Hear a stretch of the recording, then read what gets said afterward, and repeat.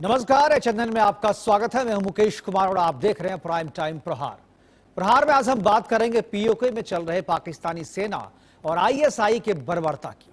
पाकिस्तानी सेना और रेंजर्स प्रदर्शनकारियों पर गोलियां बरसा रहे, सीने और सर को निशाना बनाकर गोलियां सीधा चला रहे हैं। पाकिस्तानी सेना प्रदर्शनकारी युवाओं, महिलाओं, बुजुर्गों को तो मार ही रहे हैं, बच्चों और गर्भवती महिलाओं तक को नहीं छोड़ रहे। हद तो तब हो गई जब जनरल मुनीर की सेना ने जनाजे की नमाज में भी गोलियां बरसाकर कत्लेआम मचा दिया। लोग मुनीर की तुलना जलियांवाला बाग कांड के विलन जनरल डायर से करने लगे हैं और पूरी घटना की तुलना 25 मार्च 1971 में पूर्वी पाकिस्तान के ऑपरेशन सर्चलाइट से कर रहे हैं। इस ऑपरेशन सर्चलाइट में पाकिस्तान ने पूर्वी पाकिस्तान में एक ही रात में 7,000 लोगों की बर्बरतापूर्ण हत्या कर दी थी और करीब 3,000 लोगों को गिरफ्तार कर लिया था। बाद में जिनकी या तो लाश मिली या कुछ को तो पता भी नहीं चला। और ऑपरेशन सर्चलाइट के बाद फैली हिंसा में करीब जो कि 9 महीने तक चली थी, उसमें 30 लाख बंगाली मुसलमानों के मौत के घाट उतार दिए गए थे। लंदन की यूसीएल यूनिवर्सिटी की रिसर्च रिपोर्ट के मुताबिक उस दौरान करीब 2 से 4 लाख महिलाओं का बलात्कार भी पाकिस्तानी सेना के जवानों ने किया। 1971 में पूर्वी पाकिस्तान के लोग भी वही मांग कर रहे थे जो मांग आज पीओके की जनता कर रही है। महंगी बिजली, महंगा राशन, पाकिस्तान के सौतेले व्यवहार से पूर्वी पाकिस्तान के लोग नाराज थे और आज पीओके के लोग भी महंगी बिजली, महंगा राशन और आटे पर मिलने वाली सब्सिडी को खत्म करने के पाकिस्तान सरकार के फैसले के खिलाफ है। पीओके विधानसभा में पाकिस्तानी सेना के नॉमिनेटेड सीट को खत्म करने की मांग भी ये लोग कर रहे हैं।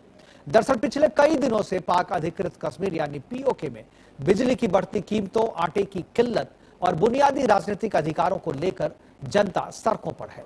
इस आंदोलन का नेतृत्व वहां का एक प्रमुख नागरिक संगठन ज्वाइंट आर्मी अवामी एक्शन कमेटी यानी JAAC कर रहा है।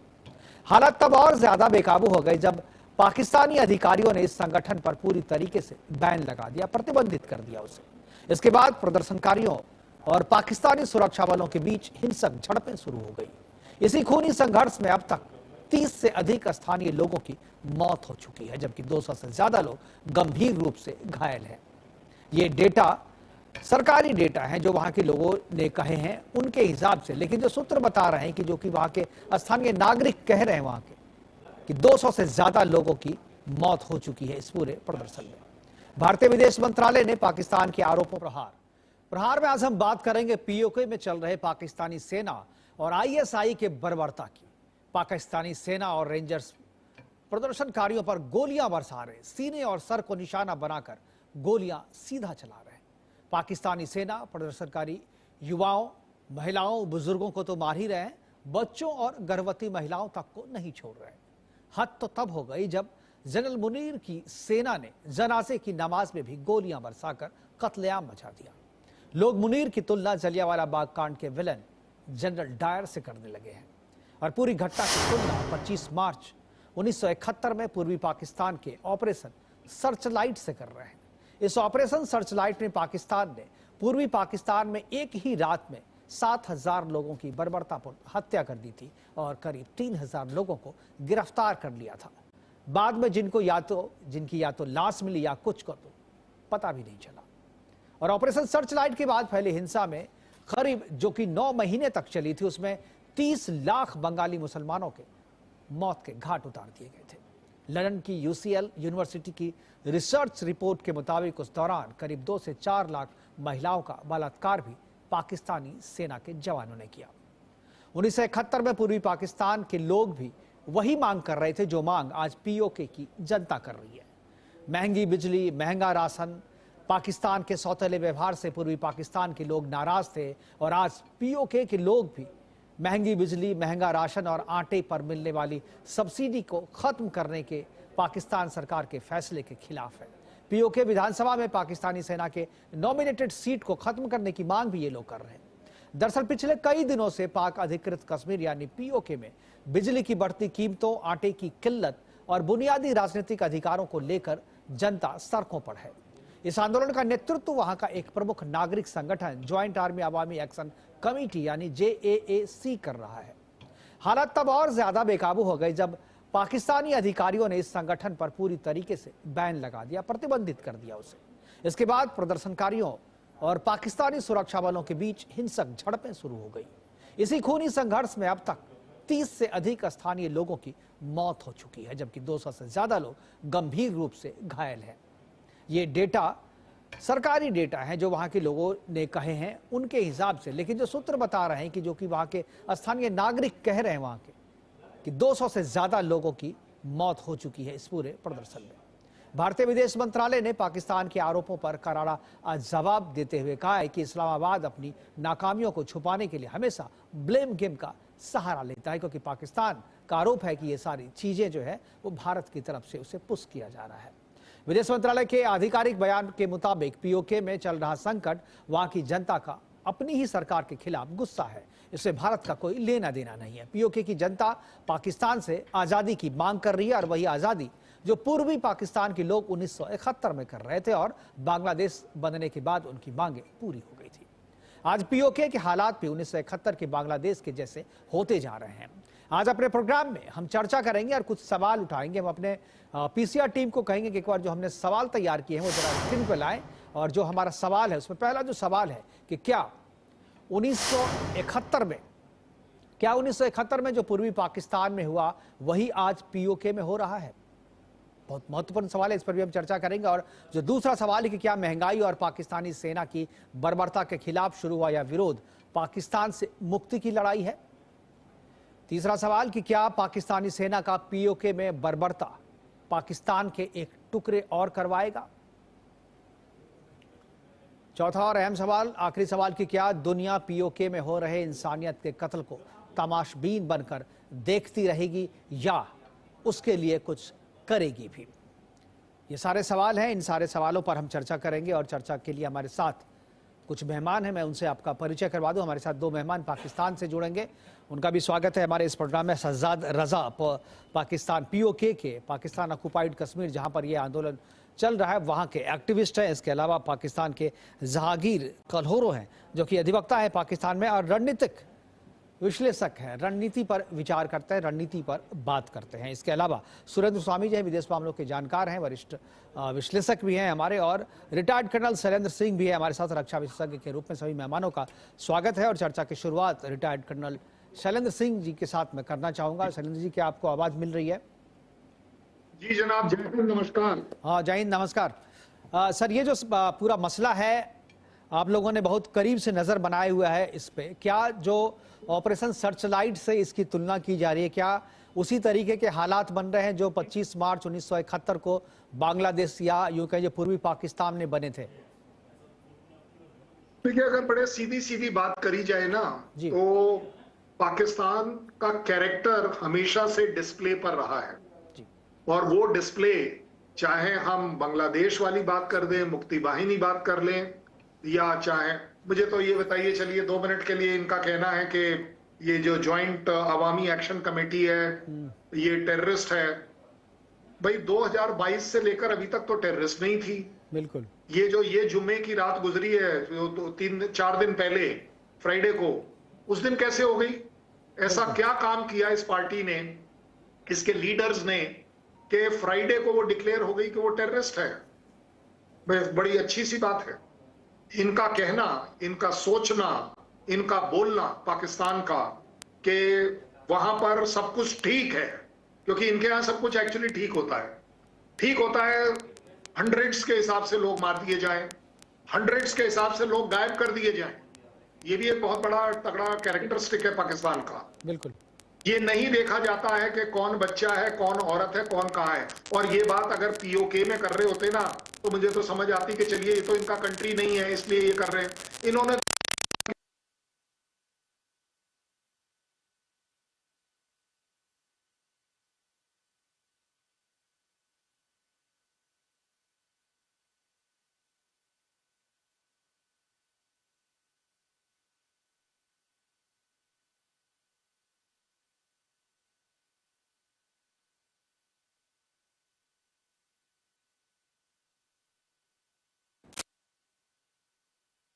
इनका अपना होता था। मुझे नहीं लगता कि अब ये बात सिर्फ और सिर्फ वो 71 वाली जगह पर जाती है। 71 की सिचुएशंस अलग थी, दुनिया में जो डिप्लोमेसी थी, ये इंटरनेशनल रिलेशन थे, वो एक बड़ा उतनी इंपॉर्टेंस नहीं रखते थे, आज रखते हैं।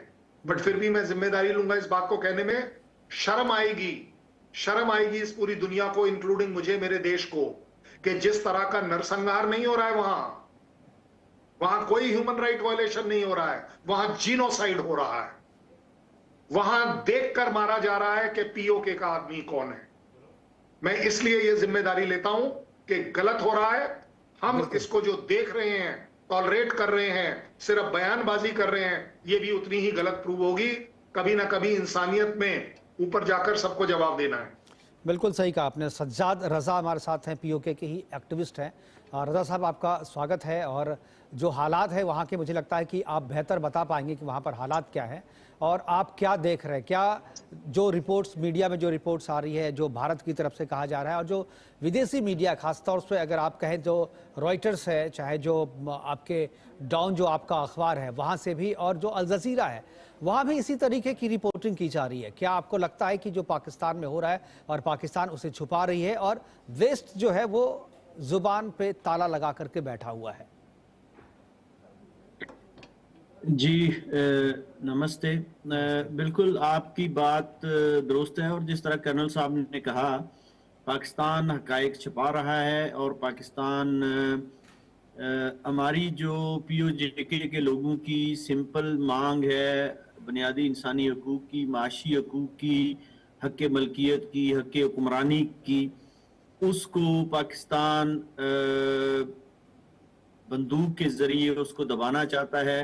मुजफ्फराबाद में भी इन्होंने इसी तरह कत्लो गारत गरी की थी, हमारे नौजवानों को मारा था। और उसके बाद अब यही काम जो है वो रावलाकोट, कोटली और मौजूदा जो लॉन्ग मार्च की कॉल है, मुजफ्फराबाद की तरफ बढ़ने की कॉल है, उसकी शुरा के साथ किया जा रहा है। और इस वक्त तक चूंकि वहाँ पे इंटरनेट भी मौजूद नहीं है, पीओजेके के अंदर राब्ता नहीं है हमारा, उस तरह से खबरें भी नहीं आ रही हैं, फोन भी लोगों के बंद हैं, तो दर्जनों हलाकतें हो चुकी हैं, दर्जनों सियासी कारकुन, पुरअमन सियासी कारकुन, नहते सियासी कारकुन, मासूम रियासती शहरी जो सिर्फ जीने का हक मांग रहे हैं, जो सिर्फ आटा और दाल और सब्जी और बिजली मांग रहे हैं, उनको जवाब में गोलियां दी जा रही हैं, उनको जिंदा रहने का हक उनसे छीना जा रहा है। और फिर पाकिस्तान ने ये जिस समय का इंतखाब किया है, पाकिस्तान की इस वक्त जो थोड़ी सी सफारती अहमियत ईरान अमेरिका वॉर की वजह से बनी है, इसमें पाकिस्तान ने ये मौका गनीमत जाना कि पीओजेके के लोगों की मांगें जो पिछले 3-4 साल से हम जॉइंट अवामी एक्शन कमेटी के प्लेटफॉर्म से तमाम सियासी जमातें उसका हिस्सा हैं और हम ये मांगे कर रहे थे। सज्जाद साहब, लेकिन एक चीज ये पूरे पाकिस्तान में जब किल्लत, तो पूरे पाकिस्तान को आटा जो है मिल नहीं रहा है, आप कह रहे मेरा आटा दे दो मेरे हिस्से का, तो ये तो जायज़ मांग नहीं है ना। आटा तो पूरे पाकिस्तान में महंगा, बेचारे पाकिस्तान की हालत तो ऐसे ही खस्ता है इस युद्ध के कारण भी, और युद्ध के पहले भी आर्थिक हालात पाकिस्तान के ठीक नहीं थे। और पाकिस्तान का जो आरोप है, वो उनका तो ये कहना है कि आप लोग जब रोटी आटे दाल की मांग करें तब तक तो ठीक था, लेकिन जब आप आज़ादी मांगने लगे तो फिर उसके बाद से बर्बरता शुरू हुई। नहीं, देखिए, हमने आज़ादी नहीं मांगी अभी तक पाकिस्तान से, हमारे लोगों ने अभी तक पाकिस्तान से आज़ादी नहीं मांगी, और जब आज़ादी मांगेंगे तो फिर आज़ादी लेके रहेंगे, ऐसी बात नहीं है। ये तहरीक जो है ये गैर सियासी तहरीक है, इसका मतलब सियासत के साथ कोई ताल्लुक नहीं है, और रियासती शहरी होने के नाते हम सारे लोग इस तहरीक के साथ जुड़े। ये आम आदमी की तहरीक है, ये आम दुकानदार की तहरीक है, ताजर की तहरीक है, रेडी वाले की तहरीक है, आम जो है सब्जी फरोश उसकी तहरीक है, आम मुलाजिम की तहरीक है। एक सवाल मेरा, वहां जैसे आटे की किल्लत है, लोग कह रहे आटे पे पहले सब्सिडी दे रही थी सरकार, अभी आटा कैसे किलो मिल रहा है वहां? आटा देखें, वो तो यहाँ पे तो मतलब कोई सरकारी तो उस तरह से होता नहीं है, कोई उस तरह का रेट नहीं है। आज क्या इस वक्त क्या रेट है मुझे उसका सही अंदाजा नहीं है, लेकिन ये है कि आटा मिल ही नहीं रहा है। आखिरी बार आपने खरीदा था तो कैसे खरीदा था? जब आखिरी बार आपने आखिरी रेट आपको क्या पता है? मुझे नहीं इसका मुझे एग्जैक्ट याद नहीं है आप इस वक्त, लेकिन देखिए मसला आटे की कीमत का नहीं है। मसला ये है कि जो आटा हमें मिलता है, जो मिल रहा है इस वक्त, वो भी आटा वो इंसानों के खाने के लायक, मैं तो समझता हूँ कि वो जानवरों के, भैंसों के खाने के भी काबिल नहीं है जो आटा हमें दिया जा रहा है। और हम सिर्फ आटे का मसला नहीं है, हमारी मतलब ये हमारे जो मुतालबात हैं उनकी एक लंबी फहरिस्त है। आटा is a part of those demands जो हमारी हैं, और उसमें आटा जाहिर है जिंदा रहने के लिए एक आम आदमी को की बुनियादी जरूरत है, और वो जरूरत हमें वहां पे दस्तयाब नहीं है। और हम पाकिस्तान से ये कहते हैं, मेरा रियासत जम्मू कश्मीर के अवाम के एक नुमाइंदे की हैसियत में मेरा पाकिस्तान से मुतालबा ये है कि अगर पाकिस्तान हमारी मांगे पूरी नहीं कर सकता तो हमारी जान छोड़ दे, अपनी फौजें वापस बुलाए, हम जाने और हमारा काम जाने, हम अपने मामलात खुद संभाल लेंगे। पाकिस्तान हमारा ठेकेदार क्यों बना हुआ है? हमें पाकिस्तान आपका यही सवाल है कि पाकिस्तान आपका ठेकेदार क्यों बना हुआ है? जहांगीर कल्हेरो हमारे साथ है, रणनीतिक विश्लेषक हैं, पाकिस्तान से हैं। जहांगीर साहब, क्या आपको लगता है ये कह रहे हैं कि अगर आप उनकी मांगे नहीं मान सकते हैं तो आप उनके ठेकेदार क्यों बने हुए हैं? आप छोड़ दीजिए उन्हें उनके हाल पे। जी, मैं पहले तो आप सबको HN न्यूज को देखने के वालों को मेरी तरफ से सलाम और नमस्कार। और मैं कर्नल साहब की जो विशेष टिप्पणी थी, मैं उसको लेके थोड़ा सा बहस करूंगा, फिर मैं मौसूफ के आऊंगा। देखें कर्नल साहब, मैंने कभी ये आपको कहा है कि सिखों के साथ आप क्या कर रहे हैं? मैंने कब कहा है आपको कि आसाम में आप लोग क्या कर रहे हैं? मैंने आपसे कभी सवाल किया है कि आप मणिपुर में क्या कर रहे हैं, आप नागालैंड में क्या कर रहे हैं, और क्या हो रहा है, किस तरीके की बर्बरियत इंडियन आर्मी वहाँ सफा के ऑपरेशन ब्लू टेंपल से। देखिए, आपका कर्नल साहब से ये सवाल गलत है। पंजाब, मणिपुर और कर्नल साहब, मैं आऊंगा आप ही के पास आऊंगा कर्नल साहब इसके बाद। वो भारत का आईनी हिस्सा है। रियासत जम्मू कश्मीर पाकिस्तान का आईनी हिस्सा नहीं है। हम पे ये दावा आप मत करें। We are not part of Pakistan. ये बात कान खोल के सुन ले। और ये तो पाकिस्तान भी मानता है। हिस्सा नहीं है, हम मुतनाज़ा लोग हैं। पाकिस्तान सुप्रीम कोर्ट का फैसला वहां नहीं होता, उसका कोई दखल नहीं है। हम पे चीन का भी दावा है। ये बंद करें भाषण देना हमें। मेरे बच्चों को बहा रहे हो तुम, मेरी बहनों को बहा रहे हो, मेरे भाइयों को बहा रहे हो, और यहां भाषण देते हो। शर्म आनी चाहिए तुम लोगों को। बंद करो ये तकरीरें। जम्मू कश्मीर का मुकाबला भारत के किसी आईनी हिस्से के साथ मत करो। हम पाकिस्तान का आईनी हिस्सा नहीं है। हमें अपने हाल पर रहने दो। हम जिस तरह जिंदा रहना चाहते हैं, उठाओ अपना बोरिया बिस्तर, निकलो यहां से, छोड़ो हमारी जान। बहुत हो चुका भाईचारा। शर्म करो मजहब के नाम पे। कौन सा मजहब है पाकिस्तान के अंदर? तुमने मजहब के नाम पे इंडिया को तकसीम किया। आज क्या किया तुमने अपने अवाम को? ठीक है, इधर तकरीरें करते हो। ठीक, एक बार आप जहांगीर जी को बोलने दीजिए। आपने कर लिया, आपने बोल दिया। अब जहांगीर साहब बताइए सर, कितनी नाराजगी है? आप तो समझ रहे होंगे किस तरीके से कह रहे हैं सज्जाद साहब, इनकी नाराजगी जायज है। तो कह रहे हैं कि अब अगर आप इनकी मांगे नहीं पूरी कर सकते हैं तो बेटर यू टू लीव। दायरे में रहें और मुझे बोलने दें। मैंने आपको गाली नहीं दी। तहजीब कौन सी तहजीब सिखाते हो? पाकिस्तान के अंदर कौन सी तहजीब है? आप लोग जो इस वक्त वहां पे सोशल मीडिया पे बैठ के हमारी बहनों के बारे में, हमारी बच्चियों के बारे में, हमारी माओं के बारे में जो बातें कर रहे हो, शर्म आनी चाहिए आप लोगों को तहजीब की बात करते हुए। आप और तहजीब, पाकिस्तान और तहजीब, किस तहजीब की बात करते हो? मैंने किसी को गाली नहीं दी। मैंने जिंदा रहने का हक मांगा है, जो हक पूरी दुनिया अक़वाम मुत्तहिदा मेरे लिए तस्लीम करती है। पाकिस्तान वो हक मुझे देने के लिए तैयार नहीं है। सीधी सी बात है। मैं आपका हैसियत फर्द में आपका एहतराम करता हूं। आप मेरे बच्चों की उम्र के हैं। मैं बूढ़ा आदमी हूं, मैं कल मर जाऊंगा। मुझे इस चीज की परवाह नहीं है। मैं अपनी नस्ल, आइंदा आने वाली नस्लों को एक खूबसूरत मुस्तकबिल देना चाहता हूं। मुझसे मेरा ये हक ना छीना जाए। ठीक है सज्जाद साहब, आपकी बात सुन के आपने बड़ी बेबाकी से सारी बातें स्पष्ट रूप से आपने कह दी है। जहांगीर साहब आप इसको जवाब देंगे, एक बार जवाब भी सुन लीजिए। जहांगीर साहब। वैसे तो ये मुझे जो है बड़ा अजीब हो रहा है कि वैसे तो हम बोलते हैं तो हमारी आप जो है वो आवाज कम कर देते हैं, लेकिन पता नहीं नहीं, आवाज में कम नहीं करता। जो पीड़ित हैं उसकी आवाज तो सुननी ही चाहिए ना। तो वो जब बोलते हैं तो लोग सुनना चाहते हैं। पीड़ित है वो जुल्म के शिकार हो रहे हैं, तो वो तो अपनी बोलेंगे ना। वो बोले भी ना। अब आप लोग जो गोली चला रहे हैं, मैं उनको बोलने भी ना दूं। ये पाकिस्तान चैनल नहीं है कि जहां आवाज बंद कर दी जाए। जहांगीर साहब खुलकर बोलिए, कोई प्रॉब्लम नहीं है, हम हर चीज के लिए जवाब देंगे आपको। बिल्कुल। और अभी तो सुरेंद्र स्वामी जी हैं ही, वो भी जवाब देंगे आपको। अभी तो उन्होंने बोला भी नहीं है, शुरू भी नहीं किया। आपको उनके बोलने से भी आपत्ति होगी, मुझे पता है। जहांगीर साहब, आपको पता देखिए, सज्जाद साहब ने तो बड़ी अच्छी तकरीर कर दी, बड़ी जो है ना पता नहीं कहाँ कहाँ की बातें, लेकिन जब आपने उनसे पूछा कि भाई आटे की कीमत क्या है, तो वो जवाब दे पाए? उनसे ये पूछे कि जो पाबंदी लगी है ज्वाइंट एक्शन कमेटी। कर्नल साहब मुझे बात करने दे प्लीज। नहीं, बात कैसे करने दे? आप एक बूढ़े इंसान के ऊपर इतनी बड़ी तोहमत लगा रहे हैं, शर्म करो। वो इसलिए नहीं बता पा रहे क्योंकि आप वहां आटा दे कहां रहे हैं। आप वहां कितने दिनों से उन्होंने आटा इस्तेमाल नहीं किया, उन्हें नहीं पता आटे की कीमत। क्या बात कर दी? आटे को पकड़ कर बैठ गए।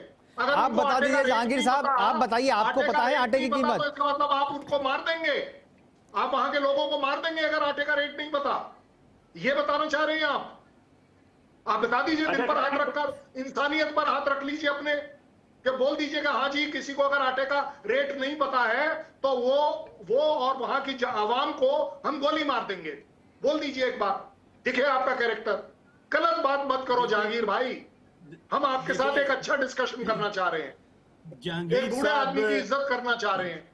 आप बदतमीजी बना गए कि उसको रेट नहीं पता, ये गलत बात। देखे, मुझे ये नहीं लगता, पता नहीं आप कौन सी फौज में जहाँ पे डिसिप्लिन नहीं है। शेम ऑन यू सर, जिस तरीके से आप बात कर रहे हैं, फौजी हैं आप मेरे लिए। अरे फौजी, आप तो कम से कम मत बताओ, मेरे इतने बुरे दिन कभी नहीं आए। जो आदमी एक उम्र वाले आदमी की इज्जत नहीं कर पाएगा, वो मेरे फौज की तरफ क्या देखेगा? आपको पता ही नहीं है फौज क्या है। आपको ठीक है जहांगीर साहब, आप अभी और सोच रहे हैं।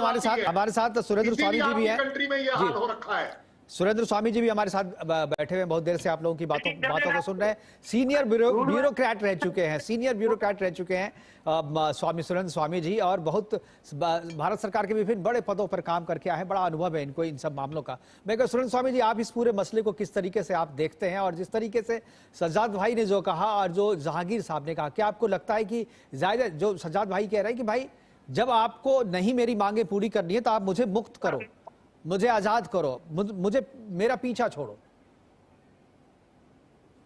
नहीं, देखिए ऐसा है मुकेश जी कि ये तो सच्चाई है कि पीओके पाकिस्तान का हिस्सा नहीं है, ये फोर्सफुली ऑक्यूपाइड टेरिटरी। और शुरू से पाकिस्तान की ये कोशिश रही है कि जो भी दहशतगर्दी है वो उन्होंने इसीलिए पीओके से कहा, और हमेशा ये कहा कि भाई हमारे यहाँ से कुछ नहीं है। वो सच भी है, उनके यहाँ से नहीं है पीओके से, और पीओके उनका है नहीं। दूसरी बात यह है कि पीओके को उन्होंने यूज किया कश्मीर के इशू को जिंदा रखने के लिए। पीओके में समय समय पर आजादी की आवाज उठती रही है, पहले बहुत कम उठती थी, पिछले 4-5 सालों में बहुत तेजी से उठी। बहुत बड़े बड़े प्रदर्शन आपको याद हो 2-3 साल पहले वहां पर हुए। धमकी भी दी गई कि हम जो है कारगिल की तरफ रुक करके और गेट खोल के चले जाएंगे अगर आपने रास्ता नहीं दिया तो उसका नतीजा ये हुआ कि जो उनकी संसद थी उसको ताला लगा दिया कि कहीं ये रिजोल्यूशन पास नहीं कर दे इंडिया के साथ जाने का। तो ये हालात बने रहे, और इसका रास्ता वहां की जो आर्मी है उसने ये निकाला कि भाई रिसोर्सेज हमको यूज करने हैं, पानी जो आ रहा है इंडिया से वो पीओके के थ्रू आ रहा है, उसे यूज करना है। तो वहां की डेमोग्राफी बदली, और इसलिए वहां पे उन्होंने पाकिस्तान, खासतौर से पंजाब के पाकिस्तान को वहां पे बसाना लोगों को शुरू किया। यहाँ के लोगों पे अत्याचार किए, बच्चे, महिलाएं, पुरुष सब गायब हो गए, मार दिए गए। बहुत मतलब जघन्य तरीके से वहां पर कत्लेआम ये लोग करते रहे हैं। और चूंकि शुरू में जिस तरह की सरकारें हमारे यहाँ भी रही, तो बहुत ज्यादा जो ह्यूमन राइट वायलेशन, तो क्या कहना, जो कर्नल साहब ने कहा कि जो जेनोसाइड ये करते रहे, उसको लेकर के बहुत आवाज उठी नहीं, और इंटरनेशनल एरेना में भी नहीं उठी, क्योंकि वो पीओके को एक ढाल बना के कश्मीर के लिए यूज करते रहे कि पीओके हमारे साथ है, कश्मीर भी हमें मिलना चाहिए। और ये स्थिति होते होते अब ये हो गया कि पूरे पाकिस्तान में महंगाई है, तो उसका असर यहाँ पर भी पड़ेगा, और यहाँ पर भी पड़ेगा तो यहाँ पर भी लोगों में बेचैनी है। और भले ही आंदोलन सजाद साहब कहें कि ये अभी आजादी का नहीं है, पर इसके मूल में आजादी ही है, जिसको अब ये दूसरे ढंग से ये जो इनकी कमेटी बनी है जैक, वो इसको अब अंजाम देने की कोशिश कर रही है। और इसीलिए ये पूरी तरह से बर्बरता से उस आंदोलन को दबाना चाहते हैं, क्योंकि अगर पीओके में ये आवाज ज्यादा बढ़ी, पीओके से लोगों ने भारत की तरफ आना शुरू कर दिया, एलओसी को काट के आना शुरू कर दिया, कारगिल की तरफ से आना शुरू कर दिया, तो फिर अल्टीमेटली भारत को भी कोई न कोई मिलिट्री एक्शन लेना पड़ेगा उसके लिए। और अगर पीओके इनके हाथ से चला जाता है तो इनका पानी ही बंद हो जाएगा। एक पानी इनका अफगानिस्तान से आता है, बलूचिस्तान से, और दूसरा पानी इनका हमारे यहाँ से जाती है जो इंडस रिवर वैली का सिस्टम है। तो पीओके में जिस तरह की घटनाएं जन्म ले रही हैं और वहाँ जिस तरह की डेमोग्राफी चेंज कर रहे हैं, लोकल्स को वहाँ से खत्म कर रहे हैं ये, और फिर जो चाइनी कॉरिडोर है चाइना का, वो भी उसका भी एक इशू है यहाँ पर। तो इस सब को लेके चाइना ने भी अल्टीमेटम दिया है कि भाई अगर आप कॉरिडोर नहीं बनाने देंगे तो आप फिर हमको हमारे पैसे वापस कीजिए। तो इस सब को लेके वहाँ पे आर्मी का ही अत्याचार है, और पाकिस्तान में तो आर्मी का ही रूल है, वहाँ तो जो इनकी चुनी हुई तथाकथित सरकारें हैं उनका कोई लेना देना वहाँ पर है नहीं। तो ये हालात बने हुए हैं। अब आप कह रहे थे कि भाई वो बांग्लादेश वाली स्थिति इसलिए नहीं है यहाँ पे कि बांग्लादेश पूर्वी जो पाकिस्तान था वो अपना एक देश था, वो उस देश के अंदर विद्रोह था। वहाँ जमात और बंगाली जो मुस्लिम्स थे उनके बीच का जो झगड़ा था, और वो चूंकि हमसे बॉर्डर लगा हुआ था जैसे यहाँ लगा हुआ है, और वो उस बॉर्डर में हमारे को क्रॉस करके आ रहे थे, तो वो स्थिति बनी जहाँ हमने इंटरवेंशन किया। यहाँ पर वो स्थिति अभी नहीं बनी है। और मेरी अपना असेसमेंट ये है कि भले ही हम कहते रहे कि कभी भी हम पीओके को ले लेंगे, लेकिन जब तक पीओके के लोग खुद इस बात के लिए पूरी तरह से राजनीतिक रूप से तैयार नहीं है कि वो भारत के साथ जुड़ना चाहते हैं, तब तक पीओके को भारत में मिलाने का कोई औचित्य नहीं है। वो स्थिति जब तक नहीं आएगी तब तक दूसरा कश्मीर बन के बिल्कुल सही कहा आपने। और पिछले दिनों राजनाथ सिंह जी जो रक्षा मंत्री अपने, उन्होंने भी कहा कि पीओके हमारा था, हमारा है और हमारा रहेगा। लेकिन बिल्कुल जो आपने कहा कि जब तक राजनीतिक तौर पे वहां की जनता तैयार नहीं होगी तब तक ये कहने का कोई मतलब नहीं है। हमारे साथ अभी तो जहांगीर साहब जुड़े हुए थे, वो छोड़ के चले गए हैं, और उनका मैसेज ये आ रहा है कि कर्नल शैलेंद्र ने हमारे साथ पहले भी इस तरीके की बातें की और हमें बोलने नहीं देते हैं। शैलेंद्र जी आप पे बहुत सारा आरोप लगा करके वो गए हैं, और मैं अभी आरोप क्या, देखिए वो फैक्ट्स को सामना नहीं कर सकते ना। बिल्कुल मैं उनको कोशिश कर रहा हूँ फिर से लाने की, हालांकि अभी उन्होंने नेट ऑफ कर दिया है, मैं कोशिश कर रहा हूं उनको फिर से जोड़ने की, तो फिर उसके बाद आपकी बात कराएंगे। वक्त है एक छोटे से ब्रेक का, जाइएगा कहीं नहीं, तुरंत लौट के आते हैं और चर्चा इसी तरीके से जारी रहेगी। और पाकिस्तान के जहांगीर साहब जो चले गए हैं उन्हें फिर से मैं वापस लाने की कोशिश करूंगा, नहीं तो कोई दूसरे जो पाकिस्तानी पत्रकार हैं उन्हें भी मैं जोड़ने की कोशिश कर रहा हूं। जाइएगा कहीं नहीं, वक्त एक छोटे से ब्रेक का, वापस आते हैं तो सबके साथ इसी तरीके से चर्चा जारी रहेगी।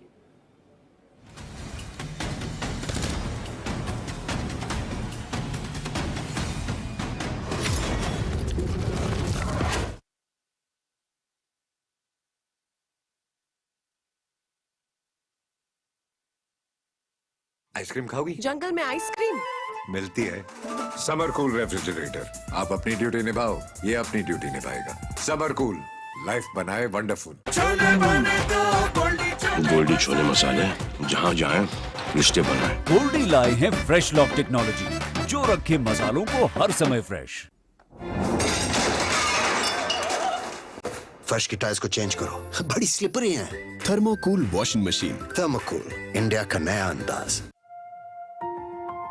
कछुए दी चाल नहीं चीते दी रफ्तार हाँ मैं नया हिंदुस्तान हाँ। पुत्र जब मैंने ट्रक चलाना शुरू किया सी ना सड़कां देख के दिल ही बैठ जाता सी पर अब देख सड़कें मक्खन जैसी हो गई हैं वड्डे वड्डे पुल बन गए ने तभी तो तेरे पापा जी का धंधा भी बड़ा हो गया है। ले पुत्र हुन तू खेल। 12 साल स्पीड और स्केल के, 12 साल विश्वास के, विकास के, जन कल्याण के। हर रोज हो जाता हूँ लेट, साफ नहीं होता है मेरा पेट। अब भी मजा आएगा ना वीडियो। पेट दबा, रोग दबा, सबको पता, फिर तुझको नहीं क्यों है पता?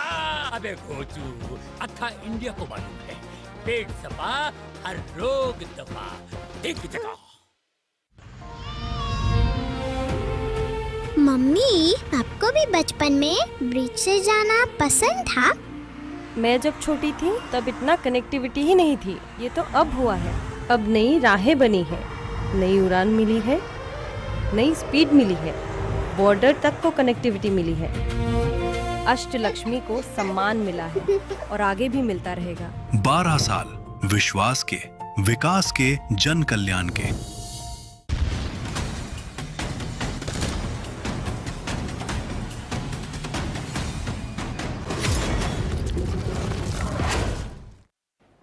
ब्रेक के बाद आपका स्वागत है और हम चर्चा कर रहे हैं कि किस तरीके से पाकिस्तान ऑक्युपाइड कश्मीर में पाकिस्तान की सेना बर्बरता दिखा रही है और वहां के प्रदर्शनकारी निहत्थे प्रदर्शनकारियों पर गोलियां बरसा रहे हैं। बच्चे, महिलाएं, गर्भवती महिलाओं तक को वो नहीं छोड़ रहे और जनाजे की नमाज में भी लोगों पर गोलियां बरसा रहे हैं, उनका कत्लेआम कर रहे हैं। हमारे साथ चर्चा करने के लिए हमारे साथ कर्नल सुरेंद्र जी थे, रिटायर्ड कर्नल शैलेंद्र सिंह जी वो बने हुए। और जहांगीर कलहोरो, अभी उनका एक मैसेज आया है कर्नल साहब कि मैं पाकिस्तान में जज रह चुका हूं, मैं वहां वरिष्ठ अधिवक्ता हूं, मैं यहां पर आपके सामने जलील होने के लिए नहीं आया था और कर्नल साहब ने मुझे जलील किया है। सर, आपने जलील किया है उन्हें? उन्हें जलील महसूस हुआ है उनके कर्मों की वजह से। किसी ने इसी शो पर बैठ के बोला कि आप मेरे बच्चे की उम्र के हैं। बिल्कुल, ये बात भी आपके सामने। और उनका बिहेवियर क्या है कि जी उनको आटे का रेट नहीं पता। और चलिए एक बात बताइएगा मुझे छोटी सी, अगर किसी ने मांग ली और वो पूरी नहीं हो सकती है तो गोली चला दोगे? आप बता दीजिए, मैं मान जाऊंगा। बिल्कुल, क्या हाँ जी ठीक है, आपका स्टैंड है, आपका कैरेक्टर है। देखिए जहांगीर साहब को मैंने बोला कि जहांगीर भाई, बिल्कुल मैंने यहां तक बोला भाई कि एक अच्छी बात करो, एक बूढ़े इंसान की इज्जत करो, इतना ही तो बोला है। अब अगर उसमें वो जलालत उनको नजर आ रही है तो एक्चुअली देखा जाए वो जलील होने ही के काबिल थे। जिन्होंने अगर एक बार उन्होंने माफी क्यों नहीं मांग ली कि हाँ जी मैंने बूढ़े आदमी के साथ मिसबिहेवियर किया है? बिल्कुल बिल्कुल सही। आप डिस्कशन करिए ना। बिल्कुल, आप एक आदमी की उम्र के खिलाफ ये मखौल उठाएं जब वो बोल रहे थे और वो हंस रहे थे, ये तरीका है? बिल्कुल, अगर उन्हें जलील वर्ड ज्यादा पसंद आ रहा है तो वेल ही डिजर्व्स इट। मुझे लग रहा है उनकी हंसी इस बात का समर्थन कर रही थी, पाकिस्तानी सेना जो कर रही है वो उसका समर्थन था, जो हो रहा है वो सही हो रहा है उनके हिसाब से। उनकी हंसी तो वही बता रही थी। और एक बार कर्नल साहब एक चीज और मैं आपसे जानना, स्वामी जी ने कहा कि पीओके तब तक भारत का हिस्सा नहीं हो सकता जब तक राजनीतिक तौर पे ये फैसला पीओके की जनता ना कर ले कि हमें भारत के साथ जाना है। इसमें आपका क्या टेक है? नहीं, मैं आपको एक बड़ी सीधे, ये तो हमारे आर्मी चीफ ने कहा है जी, हमारे आर्मी चीफ ने कहा है जिस दिन पॉलिटिकल हायरार्की डिसीजन जो लेगी हम उसे ग्राउंड पर आपको करके दिखा देंगे। इससे बड़ी और स्टेटमेंट कोई नहीं हो सकती। बिल्कुल बिल्कुल सही कहा। मैं एक बार सज्जाद जी के पास वापस आऊंगा। सज्जाद जी, क्या जो हमारे दोनों जो पैनलिस्ट हैं, कर्नल साहब और स्वामी जी, दोनों कह रहे हैं कि पॉलिटिकल हायरार्की अगर कह दे तो फिर भारत की सेना जो है वो करने को तैयार है, और रक्षा मंत्री का भी बयान है। तो वो वहां पर दिक्कत क्या आ रही है? क्या वहां की जनता अपनी जो वहां पर जो उनका जो प्रतिनिधित्व कर रहे हैं राजनीतिक तौर पर, क्या उनको कन्विंस नहीं कर पा रही, या वहां का जो राजनीतिक तबका है वो कंफ्यूज है कि हमें करना क्या है? देखिए मसला ये है सर कि अभी जो सच्चाई है ना, इसको आप तीनों अहबाब जो यहाँ पे स्वामी जी मौजूद हैं, कर्नल साहब हैं, आप सब हमारे लिए मोहतरम हैं, और पाकिस्तान की आवाम हो या इंडिया की आवाम हो, हम सब समझते हैं कि हम एक हैं, हमारा DNA एक है, हम एक घर के बच्चे हैं। ये 1947 में मजहब के नाम पे हमें तकसीम किया गया और आज तक ये ड्रामा चल रहा है। बुनियादी तौर पे ये अमेरिका, बरतानिया और वेस्टर्न जो ताकतें हैं उनकी सारी गेम थी। भारत में उसमें गहराई में नहीं जाता। मसला ये है, हकीकत सच्चाई आप तीनों अहबाब को जानकर शायद हैरानगी भी होगी और आप मेरे साथ इत्तेफाक भी नहीं करेंगे, क्योंकि आपको जो फोटो नजर आते हैं ना, जो वीडियोस नजर आती हैं, वो सारी सच्ची बात ये है कि पीओजेके के लोग भारत के साथ नहीं जाना चाहते। ये प्लीज आप आज की डेट में, मैं बूढ़ा बंदा हूं, मैं मर जाऊंगा, आप आज की तारीख में ये डेट, ये वीडियो भी मौजूद रहेगी, ये रिकॉर्ड आप रख लीजिए, ये सारे पाकिस्तानी हैं। पीओजेके में जितने लोग हैं, जिस तरह यहाँ पे अभी कहा भी गया है, यहाँ पे डेमोग्राफी चेंज कर दी गई है। गिलगित बल्तिस्तान में डेमोग्राफी पाकिस्तान ने चेंज कर दी गई है। मेरे बच्चे तो इस वक्त अरब के तपते सहराओं में जाके धक्के खा रहे हैं। वो हम बूढ़ों को एक नवाला रोटी खिलाने के लिए, हमारे पास अस्पताल नहीं है, हमारे पास स्कूल नहीं है, हमारे पास कॉलेज यूनिवर्सिटी नहीं है, हमारे पास कुछ भी नहीं है, रोजगार नहीं है, कुछ भी नहीं है। हमारे लोग या पाकिस्तान में जाके मुलाजमत करते हैं, या वो अरब में जाके मुलाजमत करते हैं, या वो फिर यूरोप की यख बस्ता रातों में जाके वो अपना जिस्म जो है वो अपना खून मंजमद करके वहां हमारे लिए दाल रोटी का बंदोबस्त करते हैं। तो पाकिस्तान, ये आपने जेनोसाइड का लफ्ज इस्तेमाल किया था, हमारा इकोनॉमिक जेनोसाइड हो रहा है, हमें बिल्कुल क्रश किया जा रहा है इकोनॉमिकली। और प्लान ये है कि हम लोग यहाँ से हिजरत कर जाएं, हम लोग पीओजेके को छोड़ जाएं, हम लोग गिलगित बल्तिस्तान को छोड़ जाएं, हम लोग यहाँ से निकल जाएं और ये वहाँ से पंजाबियों को और पठानों को और अपने गमाश्तों को लाके वो वहाँ पे बैठा दें, वो कारोबार भी करेंगे, वो वहाँ पे हमारे घरों में भी रहेंगे। तो जिस तरह हो रहा है वहाँ पे, हमारे लोग वहाँ पे हिजरत कर चुके हैं। आज कोटली और मीरपुर सारा खाली है, सब पंजाबियों से भरा पड़ा है। बिल्कुल। तो ये प्लान है। और ये लोग कभी भी, ये लोग, इन्होंने सब शनाख्ती कार्ड बनवाए हुए हैं, इन्होंने सारे जाली स्टेट सब्जेक्ट बना रखे हैं। ये लोग बिल्कुल, ये अब अपने आप को कश्मीरी कहते हैं, वो हमारी जबान बोलते हैं, वो हमारा लबो लहजा उन्होंने इख्तियार कर लिया है, वो अपनी जमीनें और वो सारे जाली कागजात दिखा के वो दावे करते हैं।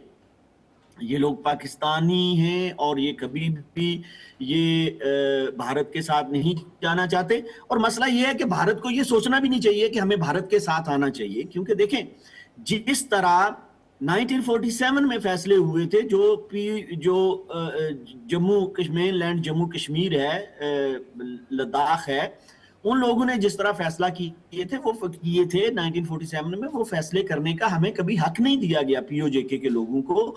और भारत की ये आईनी जिम्मेदारी है कि भारत आलमी बरादरी के पास जाए।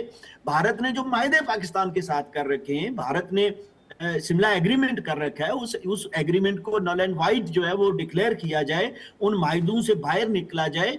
और भारत जो डायस्पोरा है हमारा, वहां पे भारत के फॉरेन मिनिस्टर आए, भारत के आपके जो एम्बेसीज हैं, आपकी जो हाई कमीशन हैं, वो बैठ के हमारे लोगों के साथ बात करें। हम जो है वो आलमी बरादरी के साथ बैठ के, हम जो P5 पावर्स हैं उनके साथ बैठ के हम इस मसले का हल चाहते हैं, पुरअमन हल चाहते हैं। हम चाहते हैं कि हम आपके दरमियान और पाकिस्तानियों के दरमियान, हालांकि पाकिस्तानियों के साथ मुझे कोई खैर की तवक्को नहीं है, कभी भी नहीं रही है, आइंदा भी नहीं है, लेकिन फिर भी मैं खैर सगाली। भाई आप कुछ भी कह सजाद भाई, लेकिन वो जमीन तो हमारी है ना, वो जमीन तो भारत की है, जो आप जिसे आप अपना कर रहे हैं, पाकिस्तान ऑक्युपाइड कश्मीर कह रहे हैं, वो जमीन तो भारत की है। तो आप भले वहाँ पर डेमोग्राफी चेंज कर दे वहाँ पर पाकिस्तान, और उसके बाद कहे कि नहीं यहाँ की जनता नहीं चाहती है। शुरू में तो पाकिस्तान ने वहाँ पर सिया सुन्नी भी करने की कोशिश की थी, उसके बाद फिर जो है पंजाबियों को भेज करके वहाँ पर डेमोग्राफी चेंज करने की कोशिश की, जिसका जो आप भी उसकी बात कर रहे हैं। मैं एक बार स्वामी जी के पास जाना चाहूँगा। स्वामी जी, क्या जो बात सजाद जी कह रहे हैं, क्या आपको लगता है कि वो सही में वहाँ के लोग तो सही में अभी जो है वो भारत के साथ नहीं जाना चाहते, पाकिस्तान के साथ भी नहीं जाना चाहते, वो इंडिपेंडेंट कश्मीर चाहते? जी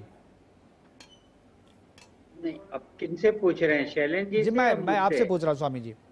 जी जी, मैं ये कह रहा था कि देखिए, जहाँ भी मूवमेंट है ना, तो मूवमेंट बनता है। एक रिवॉल्यूशन वहां पे आया 3-4 साल पहले, बहुत खुल के आया, और खुल के उन्होंने भारत के साथ जाने की बात कहना शुरू किया और कहा कि हम ये संसद में ये पास कर देंगे रिजोल्यूशन। तो तभी से और ज्यादा क्रूरता पाकिस्तान की सेना वहां पे दिखा रही है। देखिए, अब सज्जाद साहब ने कहा कि हमारी डिमांड्स हैं इकोनॉमिक लेकर के, सस्ता खाने को मिले, बिजली सस्ती मिले, इन सब को लेके, तो इन पे गोलियां चलाई जा रही हैं। और वही डिमांड जो मेन पाकिस्तान है वहां पे लोग उठा रहे हैं, तो पंजाब में तो वहां तो कोई नहीं गोली मार रहा है। बिल्कुल। जो रावलपिंडी में तो कोई गोली नहीं मार रहा है, लाहौर में तो कोई गोली मार नहीं रहा है, तो फिर यहाँ मुजफ्फराबाद, मीरपुर और रावलाकोट में ही क्यों गोली मार रहे हैं, वो बलूचिस्तान में ही क्यों गोली मार रहे हैं? तो इस समय क्या है, पाकिस्तान डिसइंटीग्रेशन की तरफ जा रहा है। और जब उनको ये समझ में नहीं आ रहा है कि भाई इकोनॉमिक रूप से हम इनको डेवलपमेंट दे नहीं सकते, महंगाई पे इनको एक रिलीफ दे नहीं सकते, खाने पीने की सुविधाएं दे नहीं सकते, तो फिर इनको दबा के ही रखना है। दबा के रखने का मतलब है कि आर्मी को भेजिए, आर्मी अपने ही लोगों पे गोली चलाए।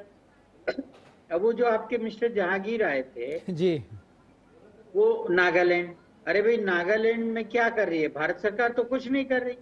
वहां पे जो इंटरनल ग्रुप्स हैं उनकी लड़ाई है, उसको बैलेंस करने के लिए खत्म करें, और जनता के उसी के लिए तो पहले काम होता था, और वो तो बहुत पुरानी बातें हैं। अब तो मोस्ट पीसफुल है नागालैंड।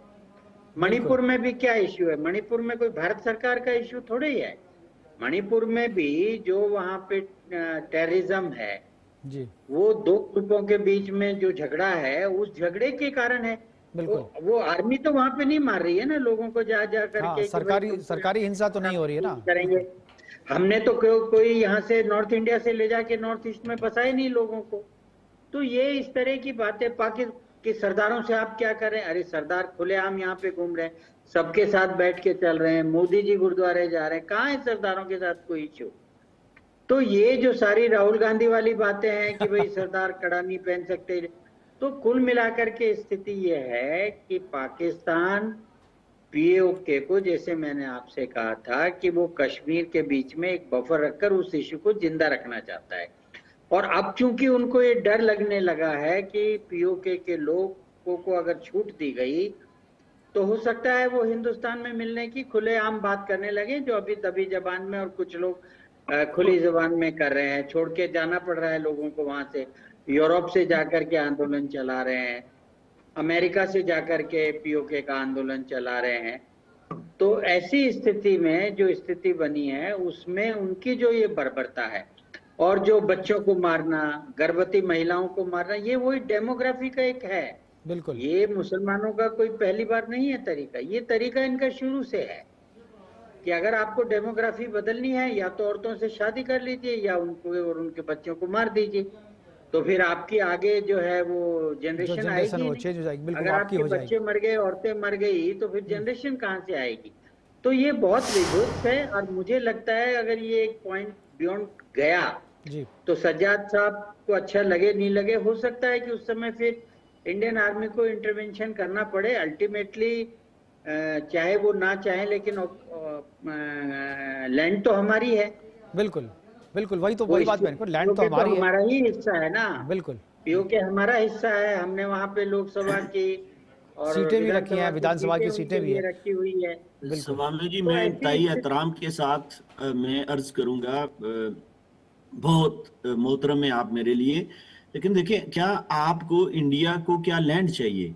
यहाँ पे 50-60 लाख लोग भी तो रहते हैं ना, और ये 50-60 लाख लोग जो वहां पे रहते हैं उनमें से 20-30 लाख लोग बाहर भी हैं। तो लैंड के साथ देखिए, ये बात हार्ट्स एंड माइंड्स की है। सर मैं अर्ज कर लूं अगर प्लीज। सज्जाद साहब आप समझे नहीं, मैंने ये कहा कि अगर ये बर्बरता पाकिस्तानी सेना की बढ़ती रही तो उस स्थिति में अगर कुछ लोग वहां पर खुलकर नहीं भी बोल पा रहे हैं इंडिया के साथ मिलने के लिए, जिसका भारत इंतजार कर रहा है, तो भी स्थिति ऐसी बन जाएगी कि भारत को इंटरवीन करना पड़ेगा। क्योंकि बिल्कुल, तो ये चीज मैं कर्नल साहब से मैं एक बार पूछ लेता हूँ ना, कर्नल शरण साहब, क्या आपको लगता है जो चीज स्वामी जी कह रहे हैं कि अगर स्थिति हाथ बेकाबू होती दिखी तो फिर सेना को जो है इंटरफेयर करना पड़ेगा? देखिए, जो चीज हमने एक्चुअली अगर देखिए, हमने बांग्लादेश में इंटरफेयर क्यों किया था? हमारे यहाँ रेफ्यूजी आ रहे थे, हमारे लिए प्रॉब्लम बढ़ रही थी, हमारा एक पर्टिकुलर साइड डिस्टर्ब था, वो बॉर्डर हमारा पोरस था, यहाँ पर तो लकीली बॉर्डर उतना पोरस नहीं है, इसलिए हमें वो तकलीफ नहीं है। ऐसा नहीं है, ये बात मैं जिम्मेदारी के साथ कह सकता हूं कि हम पीओके की तरफ इसलिए ढूंढ रहे हैं कि कोई बहुत बड़ी इकोनॉमी हमारे पास आने वाली है, बहुत बड़े मिनरल और रिसोर्सेज हमारे तरफ आने वाले हैं। नहीं, ये सच बात बताए ना तो ये नाक की लड़ाई भी है कि हमारा इंटीग्रल पार्ट, और इसीलिए कहा जाता है कि हमारा इंटीग्रल पार्ट अगर हमारे पास आने के बाद डिसाइड करता कि हमें कहां जाना है तो ये हमारी मर्जी है, ये हमारा इंटरनल मामला है। मैं मान सकता हूं जो साहब बैठे हैं, क्योंकि ये सज्जाद साहब वो ब्रीड के लोग हैं जो मेरे फादर होते थे कि जहां जिसका नमक खाया है तो उसके बाद वो उसी के हो जाते हैं। इसमें कोई बुराई नहीं है। After all he is only showing the affiliation कि जिस जगह मैंने 40, 50, 60 साल गुजारे हैं, ऐसे तो है नहीं कि मैं कल सुबह उससे वो हो जाऊं। मैं तो यही कह रहा हूं, और इंडिया का भी हमेशा से आप एक बात बताइए, हर बार जब वहां पर एट्रोसिटीज बढ़ती हैं, अत्याचार बढ़ते हैं, सो कॉल्ड लोग मारे जाते हैं, तभी तो ये बात बार बार वापस आती है। तभी फिर वो इंडिया की तरफ ही क्यों देखते हैं, ये भी तो बात है ना, फिर वो इंडिया की तरफ ताकते हैं। बिल्कुल। तो इसमें देखिए साहब का एक व्यू हो सकता है, अगर आप इसी समय गूगल पर ऑन कर ले तो वो ये जरूर दिखा रहा है कि पीओके की जो मेजॉरिटी जनता है, 73% लोग जो हैं वो पाकिस्तान के साथ नहीं रहना चाहते। बिल्कुल। देखिए कर्नल साहब, गुजारिश ये है सज्जाद साहब, मैं आपको रोकना चाहूंगा। सज्जाद साहब, एक छोटे से ब्रेक के लिए कहा जा रहा है, एक छोटे से ब्रेक के लिए रुकते हैं। ब्रेक के बाद जब वापस आएंगे तो सज्जाद साहब के पास जाएंगे, उनकी बात भी सुनेंगे, लेकिन वक्त एक छोटे से ब्रेक का, जाइएगा कहीं नहीं, चर्चा इसी तरीके से जारी रहेगी।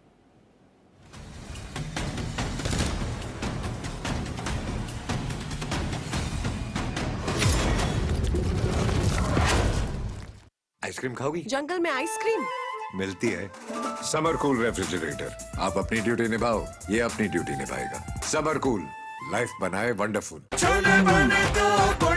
गोल्डी छोले मसाले, जहाँ जाएं रिश्ते बनाए। गोल्डी लाए हैं फ्रेश लॉक टेक्नोलॉजी, जो रखे मसालों को हर समय फ्रेश।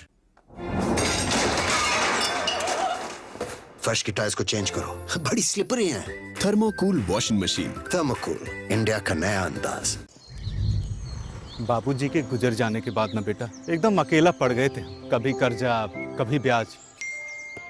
फिर एगो दिन लगा कि कोई अपना भी साथे खड़ा बा, मुसीबत के टाइम भी, बुआई और कटाई के टाइम भी, बीज से लेके बाजार तक, बस ई साथ ऐसे ही निभाते रहिए। 12 साल किसान कल्याण के, 12 साल विश्वास के, विकास के, जन कल्याण के। अबे घोचू, जी के स्ट्रॉन्ग करने का अथा इंडिया को मालूम है। पेट सफा, हर रोग दफा। देखी जगह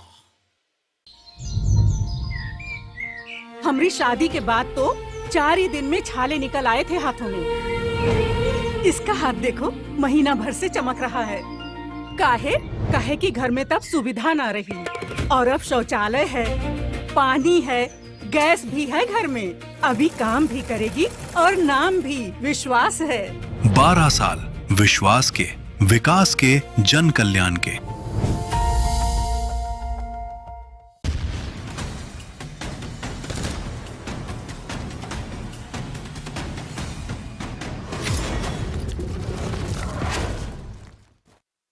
ब्रेक के बाद आपका स्वागत है। हम चर्चा कर रहे हैं कि जिस तरीके से पाकिस्तान ऑक्युपाइड कश्मीर में लोगों की हत्याएं की जा रही है, पाकिस्तानी सेना बर्बरता की हदें पार कर रही है, उसी पे हम चर्चा कर रहे हैं। हमारे साथ तीनों पैनलिस्ट बने हुए हैं और वापस चलेंगे सज्जाद साहब के पास। सज्जाद जी कुछ बोलना चाह रहे थे। जी सज्जाद रजा साहब। सर के ये बिल्कुल हकीकत है, ये सच्चाई है। 73% आपने कहा, ये 73% बहुत पुराना सर्वे है। 4-5 सर्वे उस वक्त हुए थे।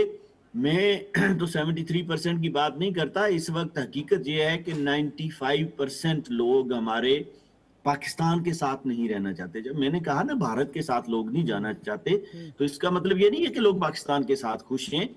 जो रियल स्टेट सब्जेक्ट हैं, जो जम्मू कश्मीर के लोग हैं, जो जम्मू कश्मीर के पुश्तनी बाशिंदे हैं, वो पाकिस्तान के साथ नहीं रहना चाहते, वो पाकिस्तान के साथ खुश नहीं है। हमारे लोग बिल्कुल आज़ाद रहना चाहते हैं, वो आज़ाद और खुद मुख्तार रहना चाहते हैं। और हम ये समझते हैं कि हम भारत और पाकिस्तान के दरमियान एक पुल का किरदार अदा कर सकते हैं, और इस खित्ते को यूरोपियन यूनियन की तर्ज पे हम एक दोस्ती की तरफ, भाईचारे की तरफ, तामीर और तरक्की की तरफ लेके जा सकते हैं।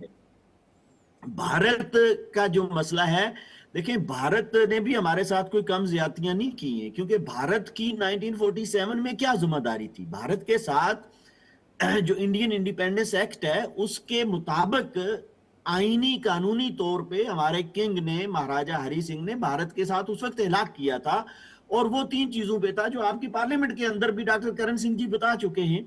और उसके बाद भारत की ये जिम्मेदारी बनती थी, भारत के साथ हमारा एग्रीमेंट था, फॉरेन अफेयर्स हमने भारत को दिए, डिफेंस हमने भारत को दिया, और कम्युनिकेशंस हमने भारत को दिया। तो भारत का ये काम बनता था ना। देखिए भारत की जिम्मेदारी ये थी कि भारत पाकिस्तान को यहाँ से निकालता, और फिर हम लोग आपस में बैठ के, कश्मीर वाले, जम्मू वाले, हम सारे मिल बैठ के, लद्दाख वाले, हम ये फैसला करते कि आइंदा हमारा भारत के साथ किस किस्म का रिलेशनशिप होगा, या हमें क्या करना है, किस तरह रहना है। लेकिन भारत ने क्या किया, भारत ने आके अपनी फौज को रोक लिया। सर मैं अगर बात मुकम्मल कर लूं प्लीज, इंतहाई एहतराम के साथ। भारत ने सर अपनी फौज को रोक लिया उड़ी पे, उड़ी से आगे नहीं जाने दिया, पुंछ शहर से आगे नहीं जाने दिया। ये आज चीजें रिकॉर्ड पे मौजूद हैं, और इसको तकसीम कर दिया गया। कश्मीर वादी को सिर्फ क्लियर किया गया, शेख अब्दुल्ला साहब ने करवाया। लद्दाख को भी तकसीम कर दिया गया, और जम्मू को भी, 3 प्रोविंस थे हमारे, कश्मीर को भी तकसीम किया। कश्मीर में जो पहाड़ी स्पीकिंग या डोगरी स्पीकिंग जिसको आप कहते हैं वो लोग, वो भी तकसीम कर दिए गए, जम्मू भी तकसीम कर दिया गया, और लद्दाख भी तकसीम कर दिया गया। भारत की जिम्मेदारी ये बनती थी कि भारत पाकिस्तान को निकाले, और उसके बाद अवाम से पूछे कि उन्होंने क्या करना है। उनका जो भी एक मामला भारत के साथ बनता था वो एक कॉन्स्टिट्यूशनल मैटर है, वो उस तरह से हल किया जा सकता था। लेकिन भारत ने पाकिस्तान के साथ प्यार और मोहब्बत की, दोस्ती की पींगे बढ़ाना शुरू कर दी, और पाकिस्तान ने दिया क्या भारत को आज तक। मैं आप, हर एक देश अपना हित चाहता है, कोई दूसरे पड़ोसी के हित में काम नहीं करता। हर एक व्यक्ति, हर एक देश चाहता है जो उसका हित जिसमें है वही फैसला ले। कर्नल साहब। सज्जाद साहब आप बिल्कुल ठीक कह रहे हैं, मैं ये ब्लेम लेने के लिए तैयार हूं। मैं आपका गुनाहगार हूं कि हमने 47 में आपको पाकिस्तान के साथ रहने दिया, क्योंकि कत्लेआम हो रहा था। उस कत्लेआम को रोकने के लिए किया गया। तब से लेकर अब तक यूनाइटेड नेशन में चैप्टर नंबर 4 या 5 में पढ़ लीजिएगा, बड़े क्लैरिटी से लिखा है कि ये इलाका जब पाकिस्तान आर्मी खाली करेगी तब यहां पर प्लेबिसाइट किया जाएगा। आप कोई नई बात तो कर नहीं रहे। इंडिया ने जो अपना उस समय का मूड अख्तियार किया था वो लोगों का कत्लेआम रोकने के वजह से किया था, कि चलिए दिख रहा था कि जिस तरीके से पाकिस्तानी फौज जिस तरीके से लोगों को मार रही थी उस पर रोक लग जाए पहले, उसके बाद बातचीत करी जाए। मैं तो आज भी कहता हूं जो हमने 12 मिसाइल सीधे सीधे अभी खड़ी करी हैं वो चलनी भी चाहिए, लेकिन ये इंडिविजुअल विचार हो जाएगा, ये कंट्री का विचार नहीं है। कंट्री के विचार लाते समय बहुत चीजों का ध्यान रखना पड़ता है, दुनिया का नहीं, अपने कैरेक्टर का ध्यान रखना होता है। अगर इंडिया पीसफुल हमेशा था, है और रहेगा, तो आज भी हम देखते हैं कि हमारी nuclear policy no first use की है, जबकि पाकिस्तान की नहीं है। तो आपके हिसाब से तो मैं ही जिम्मेदार हुआ ना कि भाई आप क्यों नहीं मारते पाकिस्तान को, लेकिन चीजें ऐसे डिसाइड नहीं होती हैं। ये पहलगाम और पुलवामा और ये सारा कुछ क्या हो रहा है, पाकिस्तान आपके साथ क्या कर रहा है? पाकिस्तान देखिए ना, पिछले 1989 से पाकिस्तान ने क्या किया। मैं बोलता रहा हूं, मैं आपका गुनाहगार हूं कि पाकिस्तान को हमें मिटा देना चाहिए, लेकिन हम नहीं मिटाते हैं क्योंकि हमें मालूम है इसमें आवाम मारी जाएगी।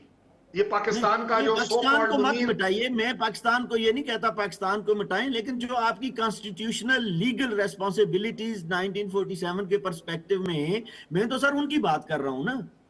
मैं आप मेरे भाई हैं, छोटे भाई हैं, मैं उस एतबार से मैं ये एक सवाल रख रहा हूँ, और आपके तवस्सुत से, आपके चैनल के जरिए मैं ये सवाल इंडिया की जनता से के सामने ये सवाल रख रहा हूँ कि देखिए, हमें एक दफा हम मर जाते तो जान छूट जाती ना। हम तो, आपने हमें कहा जी कि आपने हमें जिंदा रखने के लिए, आपने हमें बचाने के लिए 1947 में अपनी फौजों को रोक लिया।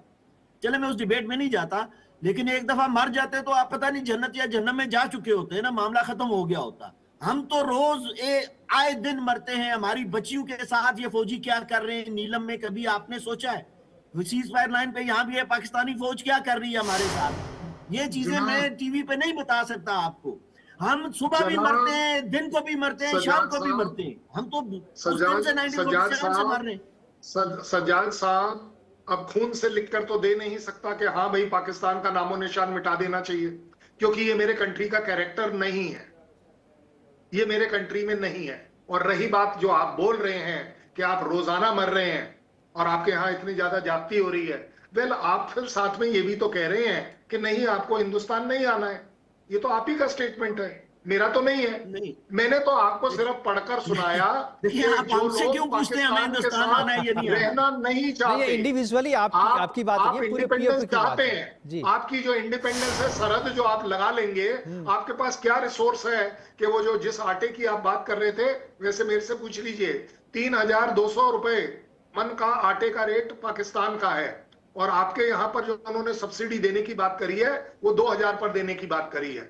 इसी तरह बिजली जो है जो 35 रुपए की है वो आपके यहाँ देने की बात करी है 6 रुपए की। दिखने में तो बड़ी अच्छी है, लेकिन बिजली देगा वो तभी तो सब्सिडी लगेगी। है ही नहीं है हमारे पास, हम तो वहाँ पे तभी तो लगेगा।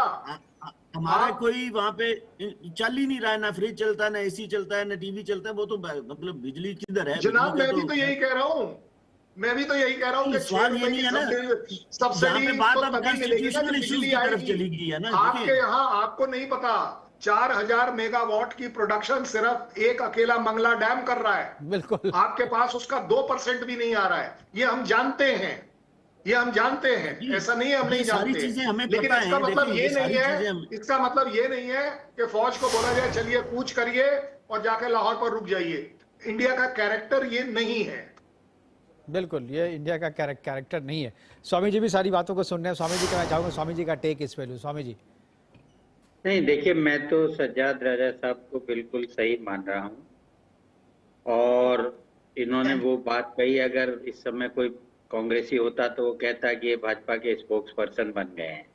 सच्चाई यही है कि जब हमारी फोर्सेस पीओके को आजाद कराने के लिए आगे बढ़ चुकी थी, तब नेहरू ने उस समय सीज फायर डिक्लेयर किया और फोर्सेस को मना कर दिया आगे जाके पीओके को पाकिस्तान से आजाद कराने के लिए। ये सच्चाई है। और उसके बाद से उस मैटर को यूएन में रेफर कर दिया और वो मैटर वहीं के वहीं फंस के रह गया। और वही मैंने बात कही थी कि अब पाकिस्तान तब से लेकर पीओके को यूज करता रहा भारत के खिलाफ, क्योंकि वो उसका हिस्सा नहीं है लीगली, और ये मैटर वहीं के वहीं रह गया। और इस बीच जितनी भी सरकारें बनी, उन्होंने चूंकि वो पाकिस्तान के समर्थक, मैं कह सकता हूँ कांग्रेस पार्टी हमेशा से रही है, तो वो जो है उसने इस मुद्दे को नहीं उठाया। और इसीलिए मैंने ये बात कही थी कि भले ही वहाँ का पूरा आवाम भारत में नहीं आना चाहता है, लेकिन हम जानते हैं कि वो पाकिस्तान में नहीं जाना चाहता। और अगर पाकिस्तान की ये बर्बरता इसी तरह से वहाँ बढ़ी तो भारत की सरकार को मजबूर होकर ये निर्णय लेना पड़ेगा कि वो जमीन, उस पे रहने वाले लोग, जो भी हमारी जमीन पे हमारे रहने वाले लोग को हम अपना मानेंगे, वो माने या नहीं माने, और उनको जो वायदे किए गए थे उसके अनुसार उनको भारत में विलय तो हो ही चुका है। मतलब उनको वापस, उनको जो फोर्स्ड ऑक्यूपेशन है वो पाकिस्तान का भारत को खत्म करना पड़ेगा। और फिर जो सुख सुविधाएं मुहैया करानी होती है वो भले ही हमारे लिए लायबिलिटी हो, लेकिन हमारा बहुत बड़ा देश है, हमारे लिए कोई बहुत बड़ी चीज नहीं है, वो करनी पड़ेगी। लेकिन जैसा मैंने आपसे कहा कि अभी सरकार उसी इंतजार में है कि पीओके के जो लोग एक बार वो मन से चाहे खुले में चाहे दबे में इस बात को स्वीकार करने लगे कि अब पाकिस्तान छोड़िए और हिंदुस्तान की तरफ रुख मोड़िए, तो उस दिन तो वैसे ही हो जाएगा। और ये जो बर्बरताएं जिस तरह से पाकिस्तान की आर्मी वहां पे कर रही है, बलूचिस्तान में कर रही है, खैबर पख्तूनवा में कर रही है, सिंध में भी थोड़ा थोड़ा हो रहा है, तो वो जो हालात बन रहे हैं तो उसके लिए हम पड़ोसी चुप नहीं बैठ सकते। और वो तो हमारे हिस्से भी नहीं है, लेकिन पीओके तो हमारा है ना। बिल्कुल, वो हमारी जमीन है, तो वहाँ के लोग भी हमारे हुए हैं। अगर सज्जाद साहब कह रहे हैं कि हम नहीं है, तो ठीक है, आप जो भी कहें, क्योंकि हमारे देश में, भारत में भी तो भारत के खिलाफ बोलने वाले लोग हैं, तो हम उसको जब रखे हुए तो सज्जाद भाई लोग को क्यों नहीं रह सकते? तो ये भी हमारे हिस्से। खैर नहीं बात कर रहा, मैं तो एक आईनी और कानूनी बात कर रहा हूं। नहीं, ठीक है, लेकिन हम भी अपनी ही बात कर रहे हैं। हमारे पास समय की कमी है और प्रोग्राम को यहीं पर वाइंड अप करना पड़ेगा। हमारे साथ जुड़ने के लिए कर्नल शैलेंद्र जी आपका बहुत बहुत धन्यवाद, सुरेंद्र स्वामी जी आपका, और जो सज्जाद रजा साहब से आपका भी बहुत बहुत धन्यवाद। और हमारे साथ जहांगीर भाई भी जुड़े थे, उनको भी बहुत बहुत धन्यवाद। कुछ ही देर के लिए जुड़े थे, लेकिन जो बात यहाँ शुरू हुई है और जिस तरीके से पाकिस्तान ऑक्युपाइड कश्मीर में अत्याचार पाकिस्तान की सेना कर रही है उससे उसका अगर कोई परमानेंट हल है तो वो यही है कि पाकिस्तान ऑक्युपाइड कश्मीर को भारत में मिला लिया जाए, क्योंकि वो जमीन हमारी है, वहां के लोग हमारे हैं। और अगर वहां के लोग जरा सा भी पॉलिटिकल विल दिखाए तो वो दिन दूर नहीं जब पाकिस्तान ऑक्युपाइड कश्मीर में भारत का झंडा लहराएगा। फिलहाल अभी के लिए इतना ही, दीजिए इजाजत, नमस्कार।